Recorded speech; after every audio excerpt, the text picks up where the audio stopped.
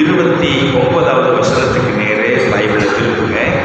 புதிய ஏற்பாட்டில் 267வது பக்கம், 267 புதிய ஏற்பாட்டில் 4:29, எபேசியர் 4:29. கெட்ட வார்த்தை ஒன்று உங்கள் வாயிலிருந்து புறப்பட வேண்டாம், பக்தி விருத்திக்கு ஏதுவான நல்ல வார்த்தை உண்டானால் அதையே கேட்கிறவர்களுக்கு பிரயோஜனம் உண்டாகும்படி பேசுங்கள். இன்னொரு முறை சத்தமாக வாசிக்க செஞ்ச மறுபடியும்.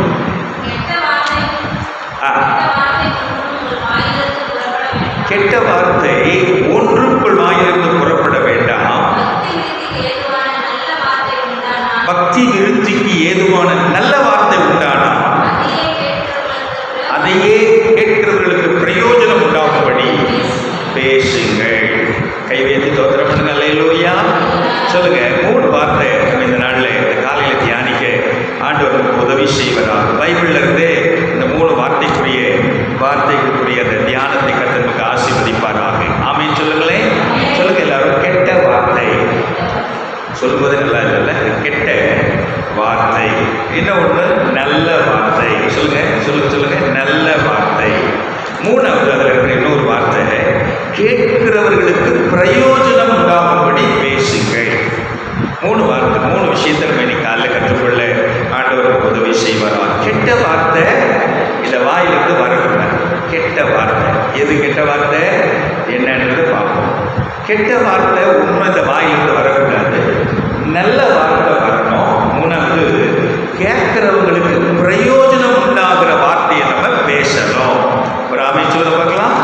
அல்லேலூயா. கெட்ட வார்த்தை, அதுக்கு ஆங்கிலத்தில் ஒரு விளக்கம் சொல்றாங்க, யூஸ்லெஸ், உபயோகம் இல்லாத வார்த்தை. உபயோகம் இல்லாத வார்த்தை யூஸ்லெஸ். நம்ம யூஸ்லெஸ் வார்த்தையை பேசுகிறோமா?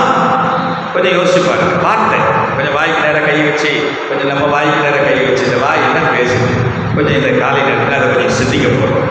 கொஞ்சம் பாருங்க. கோபம் வந்தா இந்த வாயிலிருந்து என்ன மாதிரி வார்த்தை வருது?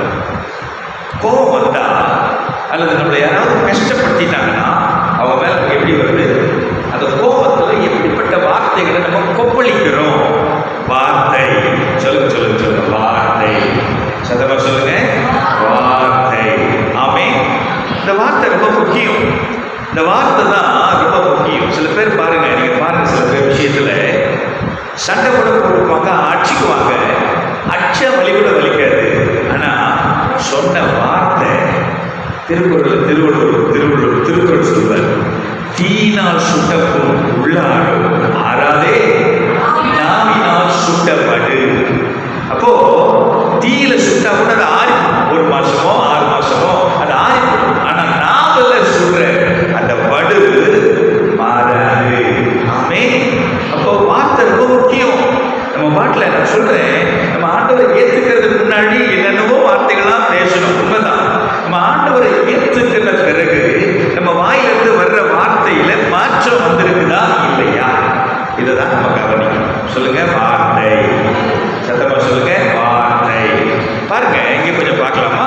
இந்த 4வது அதிகாரம் 31வது வசனத்துல பாருங்க.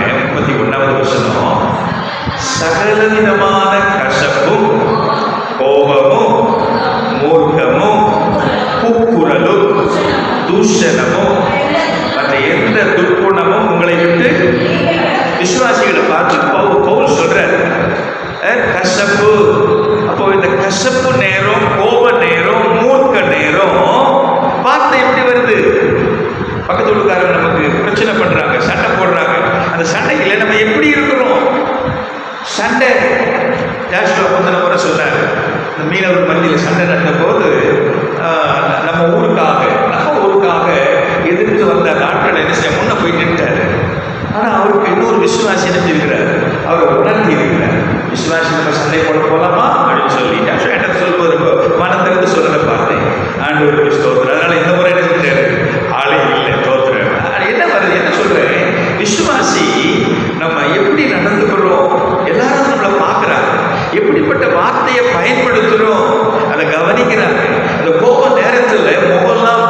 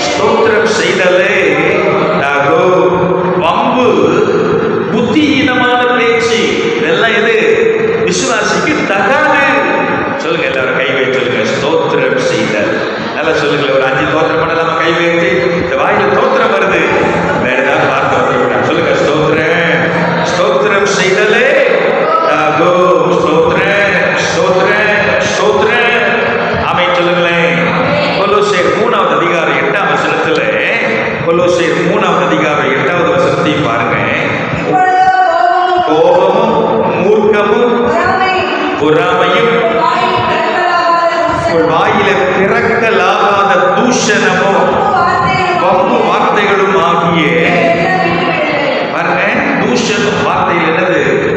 தூஷணம், வம்பு வார்த்தை. இதெல்லாம் என்ன செய்யணும்? விசுவாசிக்க விட்டுறணும். அல்லேலூயா. கை வைத்து கத்திர மகிமைப்படுத்துவாமே. சீக்கிரப்படி அம்மா உட்காந்துக்கணுமா? அம்மா உட்காந்துமா.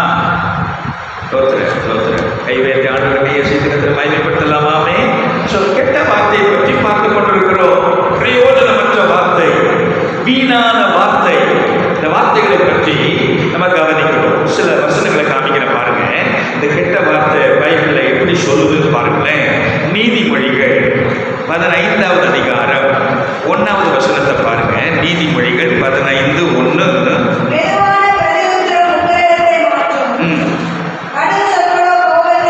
நல்லா பாருங்க. அங்க ஒரு வார்த்தை இருக்குது, கடும் சொற்கள். சொல்லுங்க, கடுமையான சொல். சொல்லுங்க, கடுமையான சொல். கடும் சொற்கள் என்ன செய்யும்? கோபத்தை எழுப்பும். கோபத்தை எழுப்பும். கடுமையா பேசினா வாங்கி என்ன சொல்றேன், ஒரு உதாரணத்துக்கு சொல்றேன். ஹஸ்பண்ட் ஒய்ஃப் 2 பேருக்கு சண்டை வருது. ஒரு ஆள் சண்டை போடும்போது ஒரு ஆள் என்ன செஞ்சிருக்கோம்? இறங்கிடும். நானா நீயா பார்க்கலான்னு மல்லு கட்டி 2 பேரும் மேல எழுப்பும் போதாங்க என்ன செய்யுது? கடுமையான சொற்கள் வருது. அது கோபத்தை உண்டாகும். நம்ம பேச அவங்க பேச, அவங்க பேச நம்ம பேச, அது என்ன செய்யுது? கடுமையான வார்த்தை, கடுமையான சொற்கள். வாயில் என்ன செய்யக்கூடாது? அது வரக்கூடாது. நாளுக்கு நாள் மாறிடணும். கை நேர்த்தி அல்லேலூயா. பாருங்க, பைபிள்ல ஒரு மனுஷனை பற்றி சொல்ற பாருங்க. இந்த கடுமையான சொற்களை பயன்படுத்தின ஒரு மனுஷனை பாருங்க. 1 சாமுவேல் 20வது அதிகாரம் 30லிருந்து 34 வசனங்களை பார்க்கும்போது, 1 சாமுவேல் 20வது அதிகாரம் 30லிருந்து 34 வசனங்கள்ல இந்த கடுமையான சொற்களை பற்றி நீங்க பாருங்களேன். 30லிருந்து 34 சத்தமா வாசிங்க.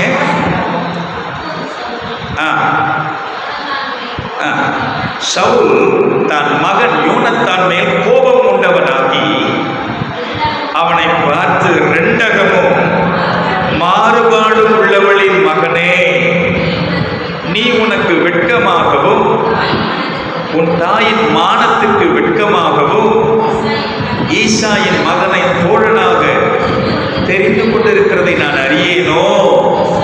ஈசாயின் மகன் பூமியின் மேல் உயிரோடு இருக்கும் நாள் வரையும் நீ ஆனாலும் உன் ராஜ்யபாரம் ஆனாலும் நிலைப்படுவதில்லை. இப்போதே அவனை அழைப்பித்து என்னிடத்தில் கொண்டு வா, அவன் சாக வேண்டும். நல்லா கவனிங்க. ராஜா, எல்லாரும் சொல்லுங்க ராஜா. அவர் சவுல் ராஜா, அவர் பேர் சவுல். அவரு தாவீது மேல ரொம்ப கோபமா இருந்தார். ஆனா அந்த தாவீது கூட தன்னுடைய மகன் இளவரசர் ராஜாவா வரப்போகிற யோனத்தான் சிநேகமா இருக்கிறார். அப்படி சிநேகமா இருக்கிற சூழ்நிலையில அங்கே தாவீது வர வேண்டிய அந்த இடத்துல இருக்க வேண்டிய இடத்துல இல்லைன்னு உடனே, ஏன் இந்த தாவீது இல்லை? நேற்றும் இல்லை, இன்னைக்கும் இல்லை, ஏன் அப்படின்னு சவுல் கேட்கிறார். அப்பதான் யோனத்தான் தாவீதுக்காக பரிந்து பேசுறான். தாவீதுக்காக என் ஃப்ரெண்ட் அவர் அப்படின்னு சொல்லி அவன் பரிந்து பேசுறான். அப்பதான் இந்த ராஜாவுக்கு கோபம் வருது. தன் சொந்த மகனை எப்படி பேசுறான் பாருங்களேன். என்ன சொல்றான்? கோபம் வந்துட்டு, ரெண்டகமும் மாறுபாடு உள்ளவளின் மகனே. அவனை பெத்த அவனுடைய அம்மாவை இவ்வளவு மட்டமா சொல்றான் பாருங்க. ரெண்டகமும் மாறுபாடு உள்ளவளின் மகனே, நீ உனக்கு வெட்கமாகவும் உன் தாயின் மானத்திற்கு வெட்கமாகவும் ஈசாயின் மகனை தோழனாக தெரிந்து கொண்டிருக்கிறதை நான் அறியேனோ? எனக்கு தெரியாது நினைச்சியா? கடுமையான வார்த்தை. சொல்லுங்க, கடுமையான வார்த்தை, கடுமையான வார்த்தை, கடுமையான வார்த்தை. வார்த்தைகளை ரொம்ப கவனமாக இருக்கும். வார்த்தையை கொட்டிட்டா நம்ம அள்ள முடியாது. சொல்லுங்க, வார்த்தை. சத்தமா சொல்லுங்க, வார்த்தை. கவனம் வேணும். வார்த்தையில் என்ன வேணும்? கவனம் வேணும். நீ பாருங்க, இந்த பக்கம் 2 பேதுரு 2வது அதிகாரம், 2 பேதுரு இருக்குங்க. புதிய ஏற்பாட்டில் 2 பேதுரு 2வது அதிகாரம். நிறைய கதை யோசிச்சிருந்தேன், ஆனால் சிலவற்றை உங்களுக்கு காண்பிக்க விரும்புகிறேன். கெட்ட வார்த்தை எவ்வளவு மோசமானது, எவ்வளவு பயங்கரமானது. 2 பேதுரு 2வது அதிகாரம் 3வது வசனத்தை பாருங்க. 3வது வசனம்,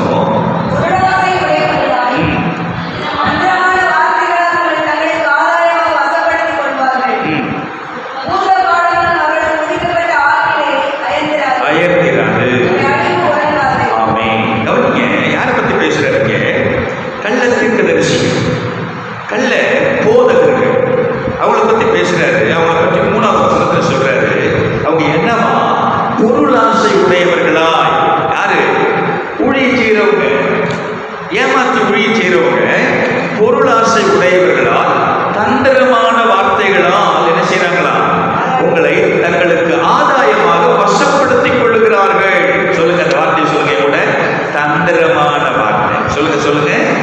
கடுமையான வார்த்தைன்னு சொன்னேன், இப்போ தந்திரமான வார்த்தை. வார்த்தையில தந்திரம், அப்படியே பொடி வச்சு பேசுறது, பொடி வச்சு பேசுறது தந்திரம். இங்கே இந்த கள்ள தீர்க்கதரிசிகள், கள்ள போதகர்கள் என்ன செய்யறாங்க? மற்றவங்களை அவங்க தந்திரமான வார்த்தைகளை பயன்படுத்தி வசப்படுத்திக் கொள்கிறார்கள்.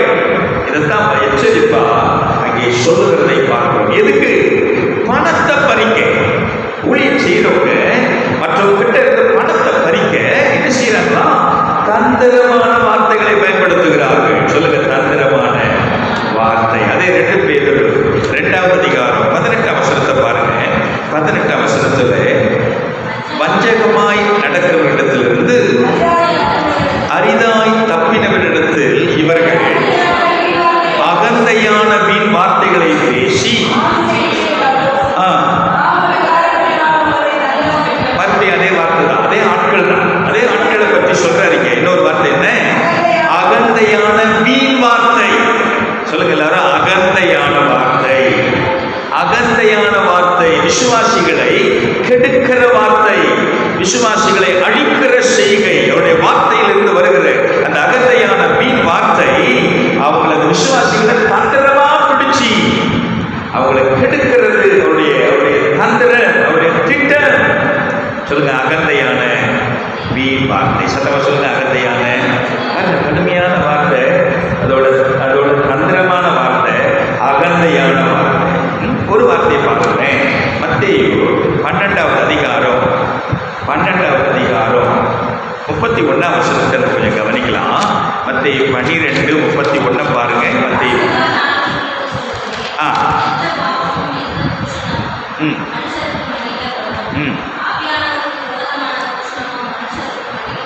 நல்லா பாருங்க. இயேசு சொல்றாரு, எந்த பாவமும் எந்த தூஷணமும் மனுஷருக்கு மன்னிக்கப்படும், ஆவியானவருக்கு விரோதமான தூஷணமோ மனுஷருக்கு மன்னிக்கப்படுவதில்லை. தூஷணம். சொல்லுங்க, தூஷண வார்த்தை. சில பேர் சண்டை போட்டா என்ன செய்வாங்க? மண்ணை எடுத்து ஏந்தி, நீ உருப்படவே மாட்டேன். தூஷண வார்த்தை, தூஷணம். நீங்க பாருங்க, இயேசுநாதர் சிலுவையில் தொங்குறாரு. என்ன சொல்றாங்க? மற்றவர்களை ரட்சித்தான், தன்னைத்தானே ரட்சித்துக் கொள்ளும் ராணி இல்லை அப்படின்னு அவர் பார்த்து என்ன செய்யறான்? தூஷிக்கிறான், பரியாசம் பண்றான். இப்ப நீ சிலுவையிலிருந்து இறங்கி வா. தூஷிக்கிறான். இயேசுவுக்கு என்ன வந்துச்சு? தூஷண வார்த்தை. சொல்லுங்களேன், தூஷணம். தூஷணம். இங்க பைபிள் சொல்லுது, இயேசு சொல்றார், பரிசுத்த ஆவியானவருக்கு விரோதமான தூஷணமான வார்த்தை மன்னிக்கப்படுவதில்லை. மனுஷனை கூட ஒருத்தர் மன்னிச்சிடலாம், ஆனா பரிசுத்த ஆவியானவருக்கு விரோதமா தூஷண வார்த்தைகளை பேசக்கூடாது. சொல்லுங்க, தூஷணம். சொல்லுங்க, தூஷணம். அவன் அப்படி தூஷிட்டான், அப்படி பேசிட்டான், மூஞ்சிலேயே முழிக்க மாட்டான். செத்தாலும் அவன் என் மூஞ்சில முழிக்கூடாது. என்ன பேர்? சில பேர் அப்படி சொல்லுவான். அதுப்பா அவருடைய சில பேர் பேசியிருப்பான். சொந்த பிள்ளைய கூட அப்படி சொல்லிடுவான். அது என்னது? தூஷணம். அவ்வளவு காயப்பட்டுச்சு. அந்த காயத்தினால அவங்க அப்படி ஒரு தீர்மானத்துக்குள்ள வந்துட்டாங்க. தூஷணமான வார்த்தை. சொல்லுங்க, எது? தூஷணமான வார்த்தை. நீங்க பாருங்க, 1 கொரிந்தியர் 4ஆம் அதிகாரம் 13ஆம் வசனத்துல பவுல் ரொம்ப அழகா சொல்றாரு பாருங்க. 1 கொரிந்தியர் 4ஆம் அதிகாரம் 13ஆவது வசனம் சொல்றாரு பாருங்க.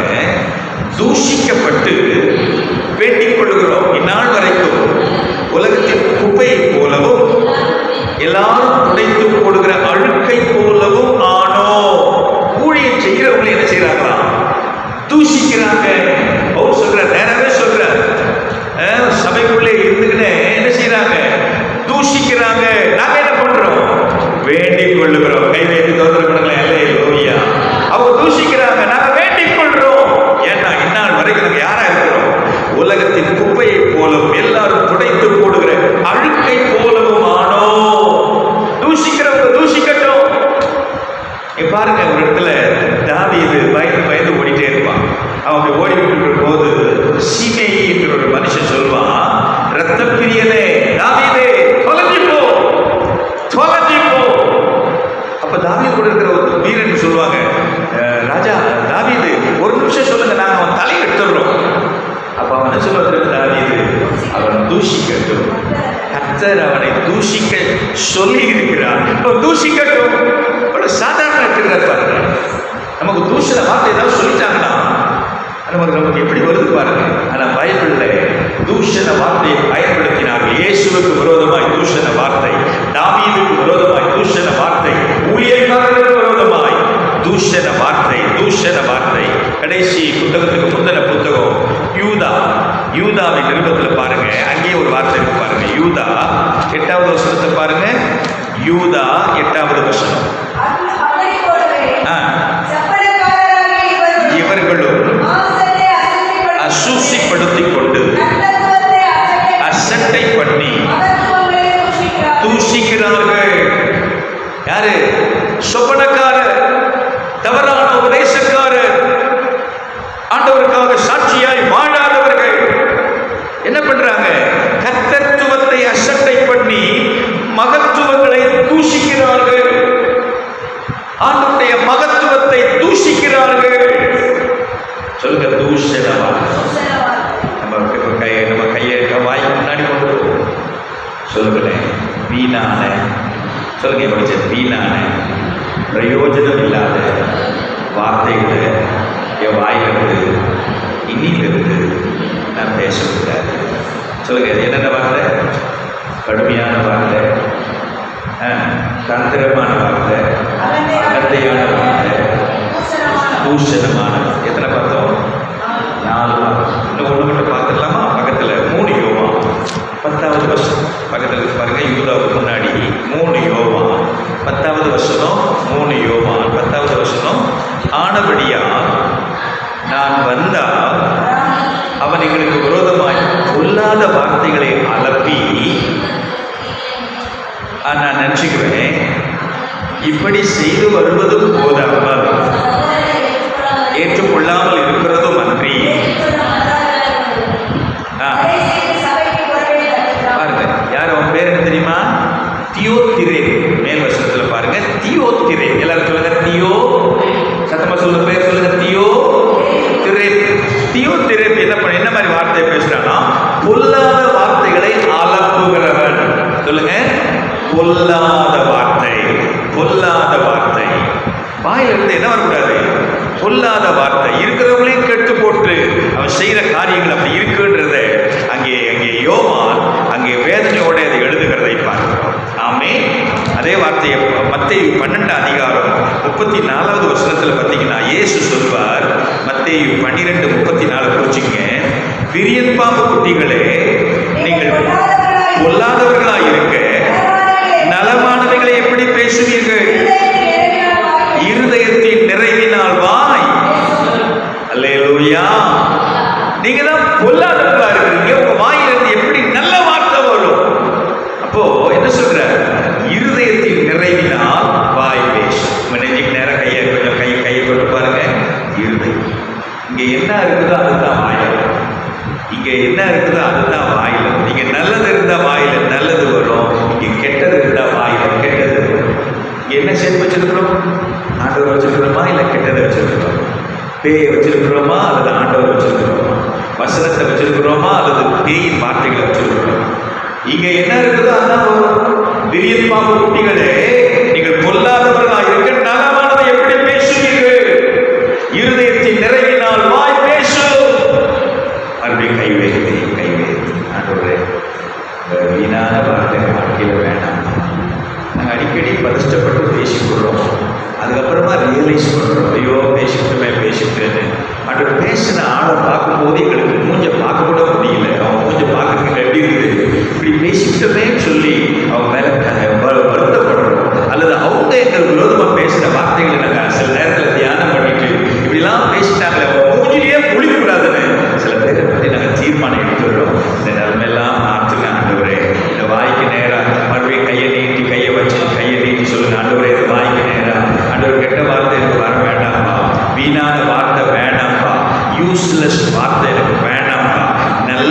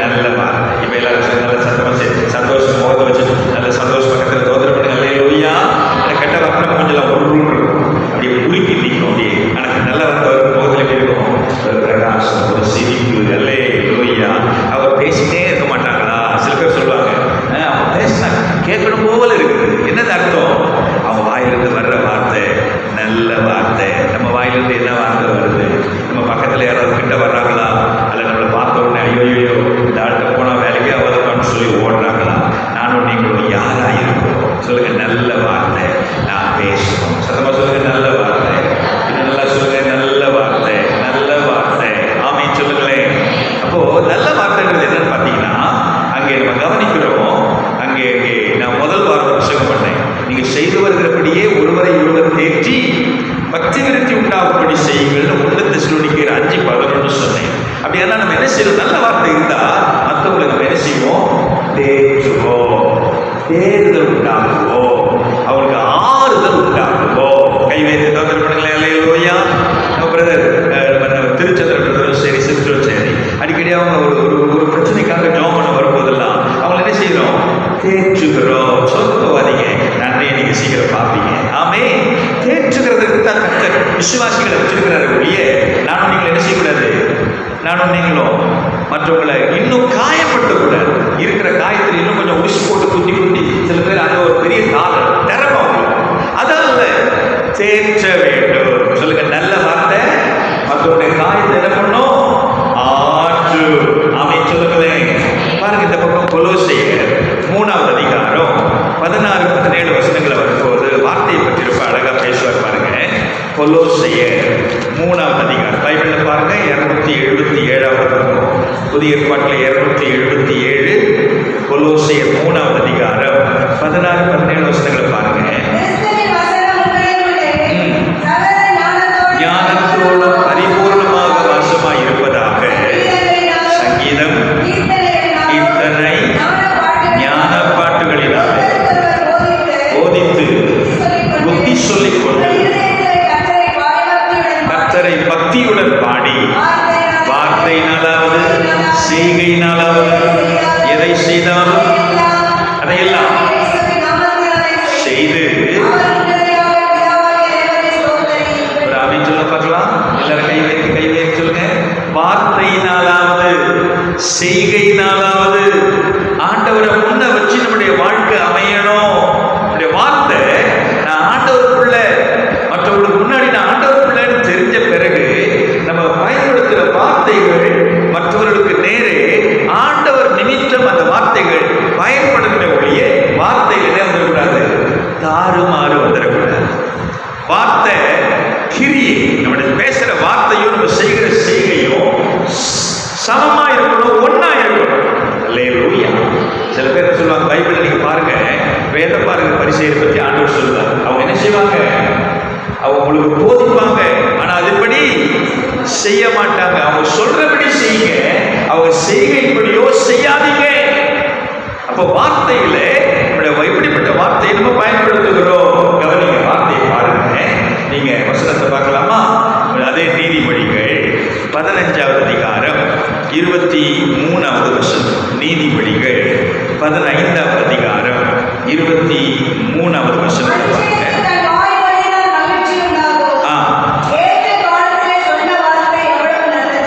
ஆமென் சொல்லுங்க. ஆமென் சொல்லுங்களேன். மனுஷனுக்கு தன் வாய்மொழியினால் மகிழ்ச்சி உண்டாகும். ஏற்ற காலத்தில் சொன்ன வார்த்தை எவ்வளவு நல்லது. சொல்லுங்க, ஏற்ற காலத்தில். ஒரு கஷ்டமா இருக்கிற, கடினமா நிற்கிற ஒரு ஆளுக்கு போய் கஷ்டமான வார்த்தையை சொல்லக்கூடாது. என்ன சொல்லணும்? அந்த வார்த்தை அவங்கள தூக்கி விடுறதா இருக்கணும். அந்த வார்த்தை வல்லமை உள்ளதா இருக்கணும். கை வைத்து கத்திர தோத்திரம் பண்ணுங்களேன். அல்லேலூயா. ஆமென் சொல்லுங்களேன். பாருங்க, இந்த பெதஸ்தா குளத்துல 38 வருஷமா படுத்து கிடக்கிறான். அவனை பார்த்து இயேசு அவன் கேட்கிறான், ஐயா, தூதன் வந்து கலக்கும் போது எனக்கு உள்ள தூக்கி போய் விடுறதுக்கு ஆள் இல்லை, நான் போறதுக்கு முன்னாடி அடுத்தவெல்லாம் போயிடுறான்.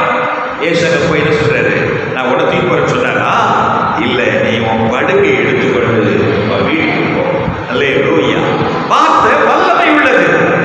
வார்த்தை வல்லமை உள்ளதா மாறணும். ஏற்ற காலத்திலே சொன்ன வார்த்தை அது எவ்வளவு நல்லது.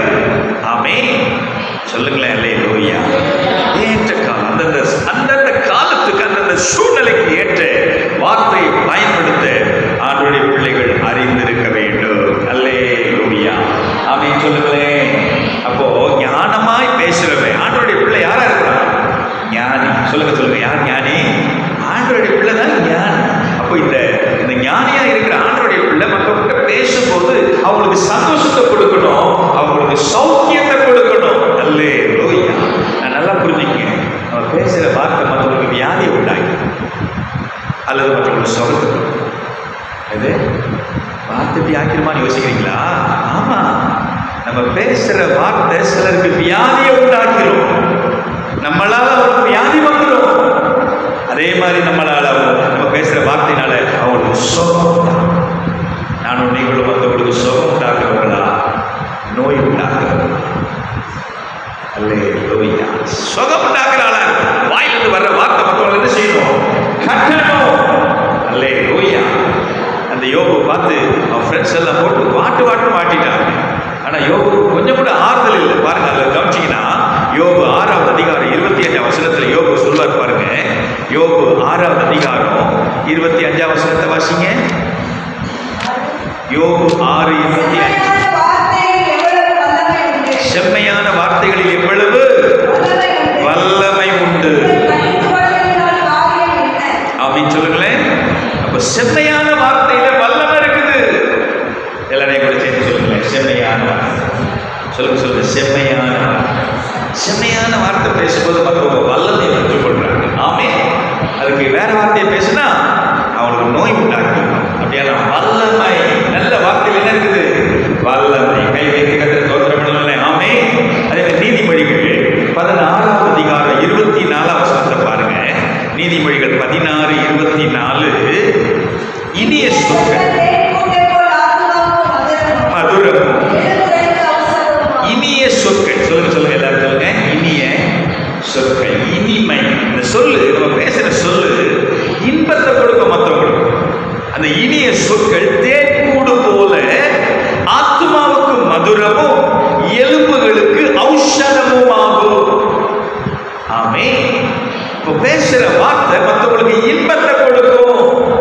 மற்றவங்க நமக்கு பேசுகிற வார்த்தை நமக்கு இன்பத்தை கொடுக்கணும். நம்ம பேசுகிற வார்த்தை மற்றவங்களுக்கு இன்பத்தை கொடுக்கணும். இன்பம் சொல்லுங்களேன். இன்பம், சந்தோஷம், மகிழ்ச்சி. அல்லேலூயா.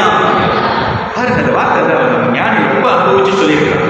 நீங்க பாருங்க. அடுத்தது அதே நீதிமொழிகள் 25வது அதிகாரம் 11வது வசனத்தை பார்த்தீங்கன்னா 25:11.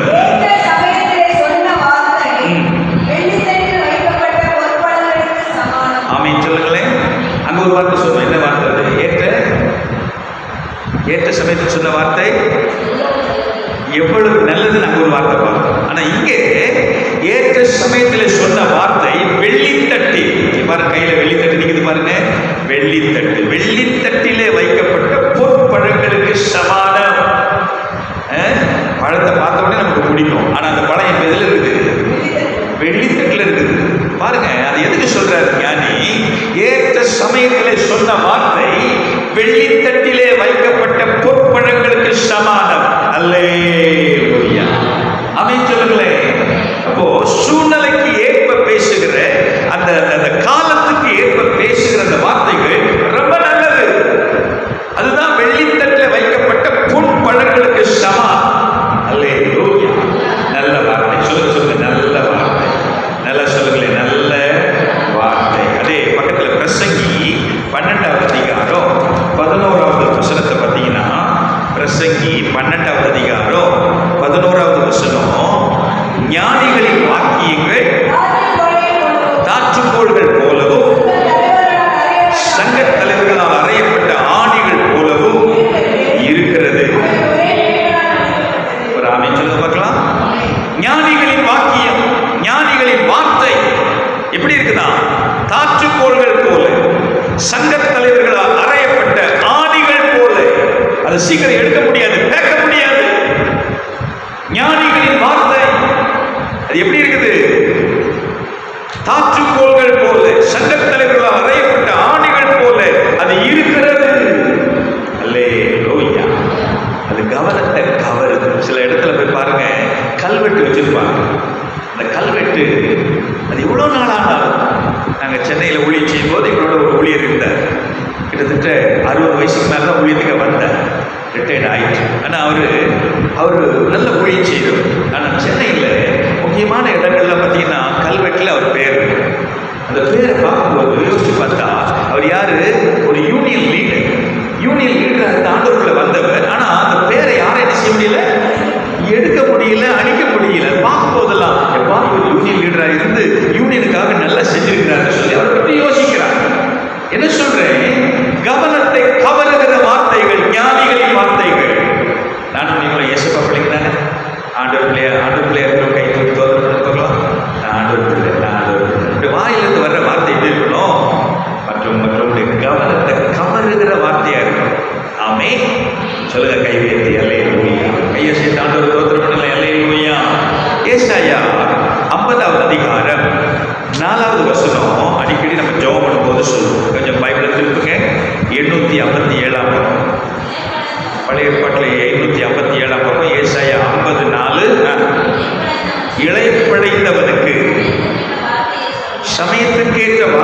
சொல்ல நான் அறியும்படிக்கு கர்த்தராகிய ஆண்டவர் எனக்கு கல்விமானி நாவை தந்தருளினார்.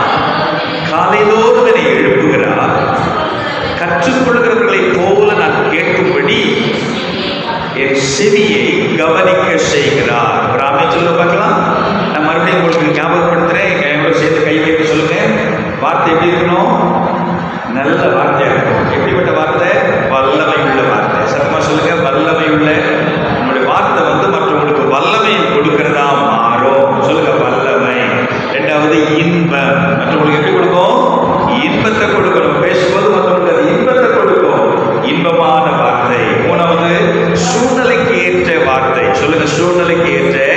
அந்தந்த நேரத்துக்கு ஏற்றாற் போல சரியா தெளிவா பேசுகிற ஒரு நிலைமை இருக்கும். நாலாவது என்ன? கவனத்தை கவருகிற வார்த்தை. இப்ப அஞ்சாவது என்ன? இளைப்பாற்றுகிற வார்த்தை.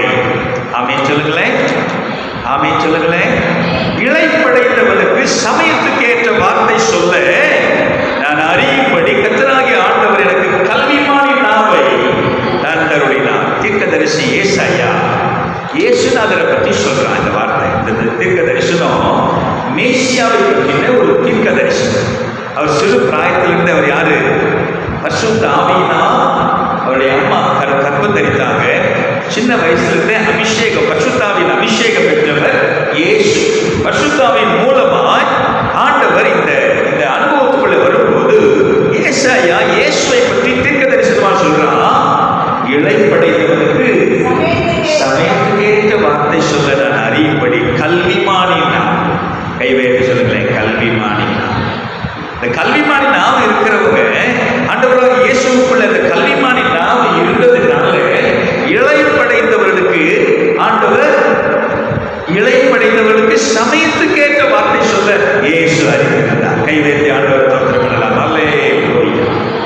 ஆமென் சொல்லுங்களேன். ஒரு விதவை தன் பிள்ளையை இழந்துச்சா. ஒரே பிள்ளை செத்து போயிட்டான். அந்த பிள்ளை செத்து போயிட்டான். அடக்கம் பண்ணுறது கொண்டு போறாங்க. அவ பின்னாடி அழுதுனே வர்றா. அப்போ ஏசு என்ன செய்யறார்? பாடையை நிற்க சொல்றார். பார்க்குறாரு, அந்த அம்மா அழுவுது. ஏசு அந்த அம்மாவுடைய அழுகையை பார்த்து அதான் சொல்றேன், இளைப்படைத்தவனுக்கு சமயத்துக்கு ஏற்ற வார்த்தை இயேசுவால மட்டும்தான் அது முடியும். ஆமென். அதை பார்த்து சொல்ற, அழாதே சொல்லிட்டு பாடையை தொட்டு சொல்றாரு, வாலிபனே எழுந்திரு. பாடையை தூக்கிட்டு போனவன் ஏற்றி உட்கார்ந்தான். ஆண்டவர் சொல்றார், இளைப்படைத்தவர்களை தேற்றுகிற அந்த ஏற்ற வார்த்தை சொல்லுகிற அந்த ஞானத்தை கர்த்தர் நமக்கு தருவார். ஆண்டவர் பாருங்க, இயேசுநாதர் ஊழியத்தை பாருங்க. இந்த 3 வருஷ ஊழியத்தில் இயேசுநாதர், நான் வெளிக்கிழமை கூட அதை ஷேர் பண்ணேன். இயேசுநாதருடைய ஊழியத்தில் எங்கேயும் இது இல்லை, அவருடைய சொந்த சரக்கு இல்லை. பிதாவை சார்ந்து சொல்லுங்க, பிதாவை சார்ந்து. பிதா பிதா பிதா நிறைய வசனங்களை புரிஞ்சு வச்சிருக்கிறேன். இங்க பாருங்க. ஒன்று இந்த யோவா 8வது அதிகாரம் 28ஆம் வசனத்துல வந்தீங்கன்னா, யோவா 8வது அதிகாரம் 28ஆம் வசனத்துல, நீங்கள் மனுஷகுமாரனை உயர்த்தின பின்பு நானே அவர் என்றும் நான் என் சுயமாய் ஒன்றும் செய்யாமல் என் பிதா எனக்கு போதித்தபடியே. பாருங்க என்ன சொல்றாரு, என் பிதா எனக்கு அவர் சொன்னபடிதான் நான் வாழ்றேன், அவர் சொன்னபடிதான் நான் செய்கிறேன். இயேசுநாதர் தேவனுடைய குமாரனா இருந்து பிதா தனக்கு சொன்னதை என்ன செஞ்சார்? அதை 8வது அதிகாரம் 46 47 வசனங்களை பாருங்க. 46 47 என்னெடுத்து, நான் சத்தியத்தை சொல்லியிருக்கேன், விசுவாசிக்கிறது இல்லை. தேவனால் உண்டானவன் வசனங்களுக்கு செவி கொடுக்கிறான். தேவனால் உண்டாகிறாதபடினா பாருங்க, நான் தேவனுடைய மனுஷனா, தேவனுடைய வார்த்தைகளை உங்களுக்கு சொல்லுகிறேன், நான் சத்தியத்தை சொல்றேன். நீங்க என்ன செய்றீங்க? நீங்க விசுவாசிக்கிறது இல்லை. அப்போ ஆண்டவர் முற்றிலும் பிதாவை சார்ந்திருந்தா. அல்லேலூயா. பக்கத்துல 17வது அதிகாரம் 12வது அதிகாரம் 49ஆம் வசனத்தை பார்த்தீங்கன்னா, 12:49 பாருங்க. நான் சுயமாய் பேசவில்லை, நான் பேச வேண்டியது இன்னதென்றும் உபதேசிக்க வேண்டியது இன்னதென்றும் என்னை அனுப்பின பிதாவே. கை வைத்து தோத்திரம் பண்ணுங்களேன். அல்லேலூயா. நல்ல கை வைத்து தோத்திரம் பண்ணுவோம். அல்லேலூயா. கொஞ்சம் ரெக்க முளைச்ச உடனே என்ன செய்யறோம்? எனக்கு எல்லாம் தெரியும்னு சொல்ற நிலைமையில இருக்கிறோம். ஆனா இயேசு 3.5 வருஷமும் அவருடைய ஊழியத்துல பிதாவுக்கு அடங்கி இருந்தார். பிதா சொல்றத மாத்திரம் கேட்டார். ஒவ்வொரு இடத்துலையும் பாருங்க, சிலுவையில போறதுக்கு முன்னாடி எச்சரிக்கை தோட்டத்துல ஜெபம் பண்றார். பிதாவே பிதாவே எல்லாம் கூடு, இந்த பாத்திரம் என்னை விட்டு நீங்க கூடுமானா நீக்கும்படி செய்யும். ஆயினும் என் சித்தத்தின்படி அல்ல, உம்முடைய சித்தத்தின்படி ஆகும். என்னால தாங்க முடியல. மனுஷங்க என்ன பண்ண போறானுங்க? குடிச்சு தாடி வேற குடிச்சு இழுப்பான், மூஞ்சில அரைவான், மூஞ்சில தூக்குவான், தலையில முள்முடிய வைப்பான், வேதனையான வார்த்தைகளை பேசுவான், என்னை கஷ்டப்படுத்துவான். என்னால தாங்க முடியல. ஆனாலும் இது உங்களுடைய சித்தமாக இருக்கிறதுனால நான் இதை பாடுக்குள்ள என்ன செய்யறேன்? போகிறேன். அல்லேலூயா. சொல்லுங்களேன். அல்லேலூயா. இயேசுநாதருடைய ஊழியத்தில் இழை படைத்தவர்களுக்கு சமயத்துக்கு ஏற்ற வார்த்தை சொல்ல பேசுகிறார். அவருடைய பிள்ளைகளாக இருக்கிற நானும் நீங்களும் இழப்படைஞ்சு இருக்கிறவங்களை பார்த்து ஓணும், இன்னும் ஓணும், இன்னும் கஷ்டப்படுவாரு, உருப்படவே மாட்டப்பாரு. அதை சொல்றதுக்கு நம்மளை கற்றுக்கிறீங்க. அவங்களுக்கு என்ன செய்யணும்? சமயத்துக்கு ஏற்ற வார்த்தை. வாய்க்கு நேரம் கை வச்சு சொல்லுங்க. இது ரொம்ப முக்கியமான ஒரு வார்த்தை. நல்ல வாய்க்கு நேரம் கை வச்சு நல்ல வார்த்தை சொல்லுங்க. நல்ல வார்த்தை. என்ன வார்த்தை? இழப்படைஞ்சு இருக்கிறவங்களுக்கு சமயத்துக்கு ஏற்ற வார்த்தை. கல்விமானி நாவு எனக்கு வேணும் ஆண்டவரே. நல்ல வயது கேளுங்க சொல்லுங்களேன். சொல்லுங்க. நான் 5 விஷயத்தை சொல்றேன். ஒன்று, வல்லமையான வார்த்தை, இன்பமான வார்த்தை, சூழ்நிலைக்கு ஏற்ற வார்த்தை, கவனத்தை கவருகிற வார்த்தை. இன்னொன்று, இழை பாற்றுகிறார். பேசுற வார்த்தை மற்றவங்க என்ன செய்யணும்? இழை பாற்றணும். இழை பாற்றணும். அவங்களை மனதில் வைக்கணும், மற்றவங்களை ஆறுதல் கொடுக்கணும், அவங்களை தைரியப்படுத்தணும். கையை செய்து ஆண்டவரை தோத்திரப்படுத்த பார்க்கலாம். எல்லாரும் நல்ல கையை உயர்த்தி தோத்திரப்படுங்களேன். அல்லேலூயா. சொல்லுங்களேன். அல்லேலூயா. அல்லேலூயா. நம்ம ஆண்டவர் பிள்ளையா இருந்தா ஆண்டவர் போல வார்த்தைகளை பிரயோகிக்கிறவர்களா நம்ம இருக்கணும். நம்ம ஆண்டவர் பிள்ளையா இருந்தா மற்றவங்க நம்ம மூலமா தைரியம் பெறுவாங்க, ஆறுதல் பெறுவாங்க, ஆசீர்வாதம் பெறுவாங்க. மறுபடியும் கைவேத்தி அல்லேலூயா. நான் சொன்ன 3 விஷயத்தை சொல்லுவேன். ஒன்று, கெட்ட வார்த்தை. இன்னொன்று, நல்ல வார்த்தை. இன்னொன்று, கேட்கிறவங்களுக்கு பிரயோஜனம் உண்டாகிற வார்த்தை. ஆமீன் சொல்லுங்களேன். மறுபடியும் அதை பேசிய 4:29 வாசிச்சிடலாமா? 4:29. கெட்ட வார்த்தை ஒன்றும் உங்கள் வாயிலிருந்து புறப்பட வேண்டாம். பக்தி விருத்திக்கு ஏதுவான நல்ல வார்த்தை உண்டானா அதையே கேட்கிறவர்களுக்கு பிரயோஜனம் உண்டாகும்படி பேசுங்கள். சொல்லுங்க. பேசுவேன். சத்தமா சொல்லுங்க. பேசுவேன். என்ன பேசுவேன்? நான் கேட்கிறவங்களுக்கு பிரயோஜனம் உண்டாகும்படி பேசுவேன். பிரயோஜனம் இல்லாத வார்த்தை நான் பேச மாட்டேன். சொல்லுங்க. பிரயோஜனம் இல்லாத வார்த்தை நான் பேச மாட்டேன். பிரயோஜனமான வார்த்தை பேசுவேன். ஆமே. எனக்கு அந்த ஞாபகம் கொடுங்க ஆண்டவரே. கைவேத்தி அல்லேலூயா. ஆமீன் சொல்லுங்களேன். நீங்க பாருங்க, எபேசியர் 4வது அதிகாரத்துல நீங்க பாருங்க, அந்த வார்த்தையை கவனிங்க. வார்த்தையை பேசுற ஆளு யாரா இருக்கணும்? 4வது அதிகாரம் 21 வசனத்தை பாருங்க. 21. இயேசுவினிடத்தில் உள்ள சத்தியத்தின்படியே நீங்கள் அவரிடத்தில் கேட்டு அறிந்து அவரால் போதிக்கப்பட்டீர்களே. 24 வசனம் பாருங்க. 23, 24. உள்ளத்தில் புதிதான ஆவி உள்ளவர்களாகி மெய்யான நீதியிலும் பரிசுத்தத்திலும் தேவனுடைய சாயலாக சிருஷ்டிக்கப்பட்ட புதிய மனுஷனை தரித்துக் கொள்ளுங்கள். ராமே சொல்ல பார்க்கலாம். நான் சொல்றேன், நல்ல வார்த்தை பேசணும்னு சொல்றேன். கேட்கிறவங்களுக்கு பிரயோஜனமான வார்த்தையை பேசணும்னு சொல்றேன். ஆனா நம்ம யாரு? இயேசுவினிடத்தில் இருக்கிற சத்தியத்தை கேட்டு அறிந்து போதிக்கப்பட்டவர்கள். கைவேந்தி ஆண்டவரை தோத்திரப்படலையா? ஞாயிற்றுக்கிழமை ஆராதனை என்ன பார்க்கிறோம்? பாட்டு பாடி ஆராதிக்கிறோம், கர்த்தருக்கு ஸ்தோத்திரம், ஜெபம் பண்றோம், தோத்திரம். ஆனா வார்த்தையை கேட்கிறோம். இந்த வார்த்தையை கேட்கிறோம். நீங்க நான் வார்த்தையை பற்றி பேசிட்டு இருக்கிறேன்.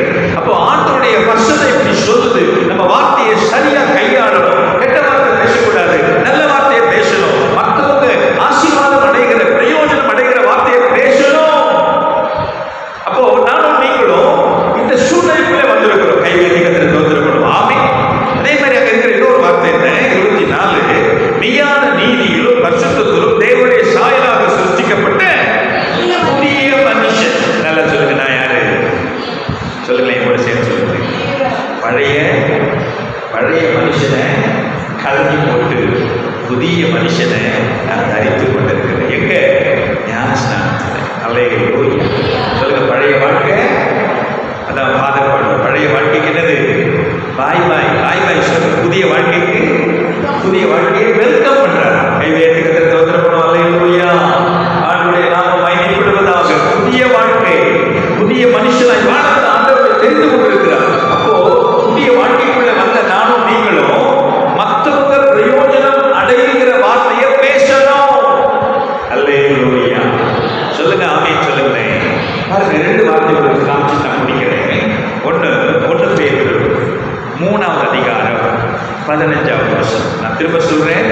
கேட்கிறவங்களுக்கு பிரயோஜனம் உண்டாகிற வார்த்தையை பேசும்.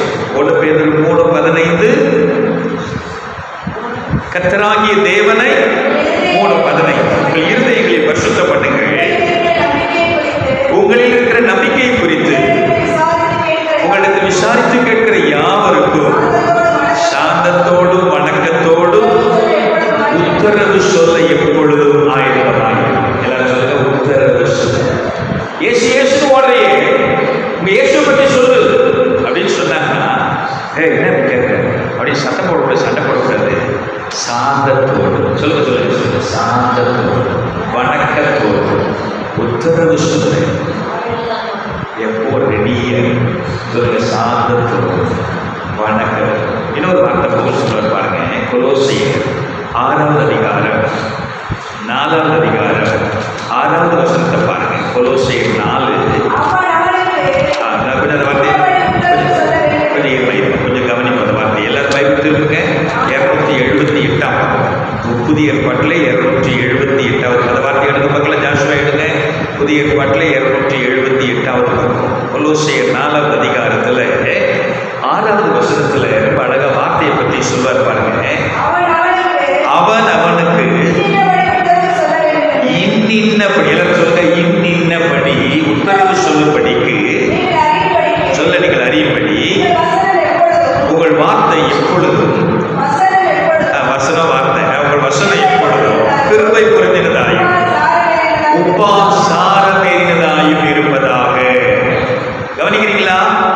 வார்த்தை அங்க பேதுரு சொல்றாரு, ஆண்டவர் உங்க இருதயங்களை பரிசுத்தம் பண்ணுங்க, உங்ககிட்ட விசாரித்து கேட்கிற யாவருக்கும் வணக்கத்தோடும் சாந்தத்தோடும் அவங்களுக்கு உத்தரவு சொல்ல எப்போ ரெடியா இருக்குன்னு சொல்றார். இங்க பவுல் சொல்றாரு, அவன் அவனுக்கு இன்னின்ன பிரகாரமா உத்தரவு சொல்ல அறியும்படி உங்கள் வசனம் உங்கள் வார்த்தை 2 விஷயத்தை சொல்றார். எப்படி இருக்கணும்?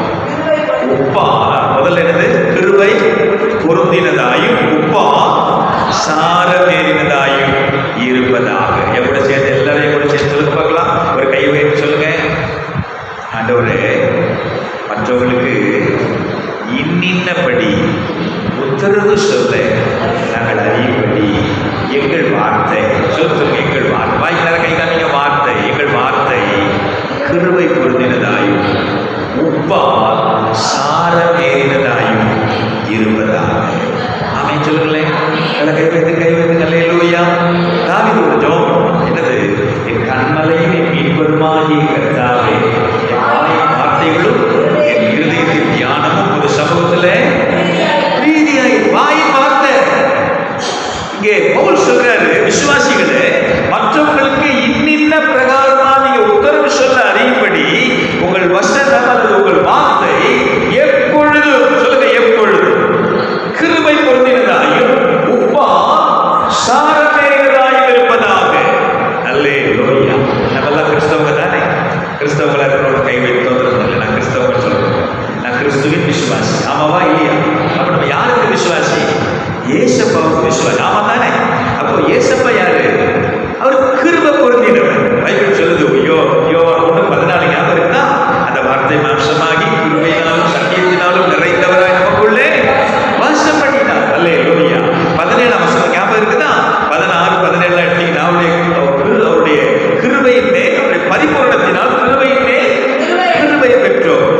கிருபையும் சத்தியமும் இயேசு கிறிஸ்துவின் மூலமாய் உண்டாயின. நல்ல கை வைத்து சொல்லுங்களேன், கிருபை. சத்தமா சொல்லுங்க, கிருபை. யார் கிருபை? இயேசு. நம்ம யாரு? ஏசப்பா பிள்ளைங்க. ஏசப்பா பிள்ளைங்களா இருந்தா ஏசப்பாட்டு நமக்கு என்ன இருக்கும்? கிருபை இருக்கும். ஏசப்பா எப்படி பேசுறாரோ அப்படித்தான் நம்மளும் கிருபை பொருந்தின வார்த்தைகளை பேசுவோம். சொல்லுங்க, கிருபை. வாயிலிருந்து என்ன வருது? கிருபை பொருந்தின வார்த்தை. அல்லேலூயா. கை வைத்து தோற்றப்படுங்களே. ஆமென்.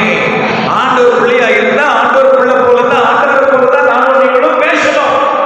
இதான் வார்த்தை. மற்றவங்க பிரயோஜனம் அடையணும்னா நம்ம கிருபை பொருந்தின வார்த்தையை பயன்படுத்த பழகணும். நம்ம ஏசப்பாட்ட ஜெபம் பண்றதே இல்லை, பைபிளை படிக்கிறதே இல்லை. எங்க இந்த கிருபை பொருந்தின வார்த்தை வாயில ஜெபம் பண்றீங்களா? பைபிள் படிக்கிறீங்களா? டெய்லி ஆண்டவரோட நடக்கிறீங்களா? அப்பதான் கிருபை பொருந்தின வார்த்தை வரும். சொல்லுங்க, கிருபை பொருந்தின வார்த்தை. 2வது வார்த்தை என்னது?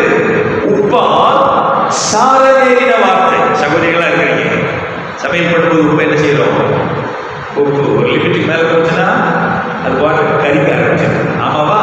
ஆனா உப்பு இல்லைன்னா சாப்பிட முடியல, டேஸ்ட் இல்லை. உப்பு இருந்தால் தான் இருக்குது. சொல்ல நம்ம ஆமா தானே, உப்பு போட்டால் தானே சாப்பாடு ருசியா இருக்கு இல்லையா? ஒன்று சோத்துல போடுறோம், இல்லை குழம்புல போடுறோம்.